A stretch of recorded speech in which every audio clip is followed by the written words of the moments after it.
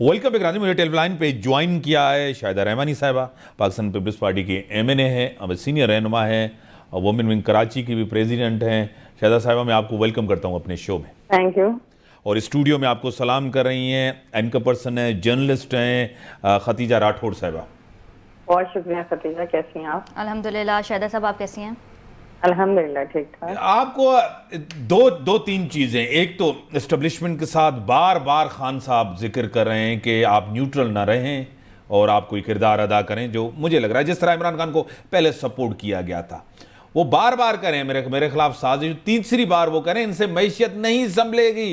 मैं शुरू से कहता था ये अपने आप को बचाने आए, पैसे बनाने आए। क्या कहेंगे? देखें, जो एम्पायर की उंगली के इशारे का इंतजार करता रहा हो, जो सिलेक्टेड रहा हो, जिसको जो खुद एडमिट किया जा रहा है कि जी हाँ हम सिलेक्टेड थे और हमें लेके आया गया, वही जो आवाम में से नहीं होता वो इस तरह के बैसाखियां ढूंढता है। और इमरान खान साहब दोबारा फिर वो बैसाखियां ढूंढ रहे हैं, क्योंकि आवाम में तो उनके, आपने देख लिया कि उन्होंने लॉन्ग मार्च का ऐलान किया, उसमें से हवा निकल गई। उसके बाद उन्होंने जिस तरीके से मुख्तलिफ प्रोग्राम्स दिए और उसके बाद वो बैक होते गए, तो ये उनके अवामी मकबूलियत का पता चल रहा है। और मईशत का जो हाल उन्होंने किया उसकी तो मिसाल नहीं मिलती कि आपने देखा कि उस वक्त मईशत का जो इन्होंने जिस तरीके से कर्जे लिए, पाकिस्तान की तारीख के बुलंद तरीन, फिर महंगाई को पहुंचाया, फिर डॉलर कहाँ गया, रुपीस कहाँ गया, ये सारी चीजें की। अब उसको स्टेबल करने में थोड़ा सा टाइम तो लगता है। कोई हमारे पास जादू की छड़ी है नहीं। पाकिस्तान को तो तबाह बर्बाद कर दिया था। ये तो शुक्र अदा करें कि तमाम पॉलिटिशियन ने बेक वक्त जो है मुल्क को बचाने का तहिया किया, वरना इस नाजुक मोड़ पे जब मईशत की या तबाहाली हो तो कोई भी आगे नहीं बढ़ता।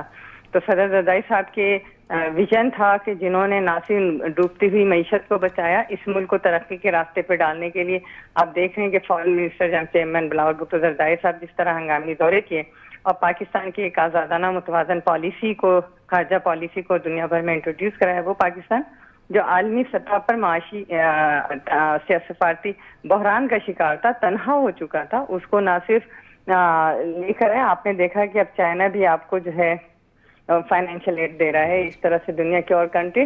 तो अब पाकिस्तान का आज देख रहे हैं कि डॉलर जो है वो कम हुआ है और रुपीस की वैल्यू बढ़ रही है। तो इंशाल्लाह ताला मईशत भी बेहतर होगी और जो हमने तहैया किया है कि मुल्क को तरक्की के रास्ते पे डालेंगे, तो वो इंशाल्लाह। एक तो नेब की तरमीम के खिलाफ खान साहब जा रहे हैं सुप्रीम कोर्ट, अदालतों में जा रहे हैं कि मैं उसको टेकअप करूंगा वहां जाके। एक चीज। दूसरी चीज, आपको खुद पता है नए शराइत IMF के बड़े सख्त हैं। 50 रुपये आपको पेट्रोलियम पे लेवी बढ़ानी पड़ेगी, सब्सिडी आपने पूरी विथड्रॉ की है। इससे तो महंगाई का एक और बड़ा तूफान आएगा।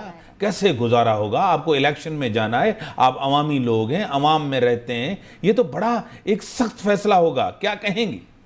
देखिए इम्तियाज, जिस तरह इमरान खान साहब कहा करते थे कि मैं IMF में नहीं जाऊंगा, खुदकशी कर लूंगा, लेकिन आपने देखा कि उन्होंने पूरा मुल्क जो है वो IMF पे गिरवी रख दिया, स्टेट बैंक उनके हैंड ओवर कर दिया, मुल्क का जो एसेट्स होता है। ना सिर्फ ये बल्कि उन्होंने वो जो एग्रीमेंट साइन किए, आज मौजूदा हुकूमत जब आए हैं तो हमने तो वो सारी चीजें जो IMF से माहिदे थे उसको ओपन कर दिया है, पब्लिश कर दिया है। आवाम देख रही है कि किस तरीके से इन्होंने माहिदे किए। तो और फिर ये मजे की बात देखें कि जब आप दुनिया में कहीं माहिदा, पाकिस्तान में तो ठीक है कि आप 1 करोड़ नौकरियों का वादा किया, नहीं दिया, 50 लाख घर का वादा किया, नहीं दिया। आपने कहा महंगाई कम करूंगा, आपने बढ़ा दिया। आपने कहा डॉलर की कीमत जो है मैं कम करूंगा, आपने बढ़ा दिया। आपने कहा कि कर्जे नहीं लूंगा, आपने कशपुल तोड़ दूंगा, आपने कर्जों का पाकिस्तान की तारीख का रिकॉर्ड तोड़ दिया।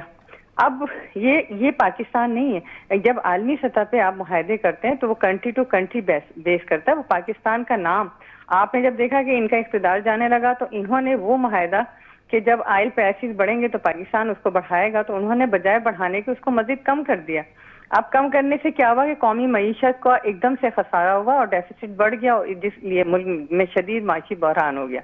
दूसरी तरफ ये कि आपने जो ऑयल प्राइसेस की बात की, लेवीज की वो सारी चीजें तो अब एक जो इदारा है वो आप पे ट्रस्ट करने को तैयार नहीं। आपने ट्रस्ट जो है वो खत्म कर दिया पाकिस्तान का। अब ये कितना मुश्किल होता है कि उस जो ट्रस्ट लेवल है उसको ना सिर्फ बहाल करना बल्कि उसको बरकरार रखना। बिल्कुल ये बहुत कड़वा घूंट था, ये पिया है, लेकिन इंशाल्लाह ताला बहुत जल्द मौजूदा हुकूमत की पॉलिसियां ऐसी हैं आएंगी जिससे महंगाई में भी कमी आएगी। जिस तरह खदीजा मैडम टेलीफोन लाइन पे, खदीजा आपको खुद पता है कि पाकिस्तान पीपल्स पार्टी ने लॉन्ग मार्च की थी, चेयरमैन बिलावल भुट्टो जरदारी साहब ने बड़ी पुरअमन लॉन्ग मार्च थी, उन्होंने की, महंगाई के खिलाफ की। मरियम नवाज साहिबा ने लॉन्ग मार्च की, महंगाई के खिलाफ की। अब उस दौर से आज महंगाई तो ज्यादा है, हालात तो बदतर हैं, क्या कहें? अच्छा, एक्सपेक्ट तो ये भी किया जा रहा था कि इमरान खान साहब जो है वो लॉन्ग मार्च करेंगे और उसे मजीद जो है वो बढ़ा दिया जाएगा, वो इस्लामाबाद में जाके जो है जिस तरह पहले कंटेनर पे हुआ था लॉन्ग मार्च, तो उस तरीके का एक्सपेक्टेड था। लेकिन इमरान खान साहब, मैं इस बात से सहमत होती हूँ शाहिदा साहिबा की कि उस तरीके से नज़र नहीं आया इनका लॉन्ग मार्च इमरान खान साहब का।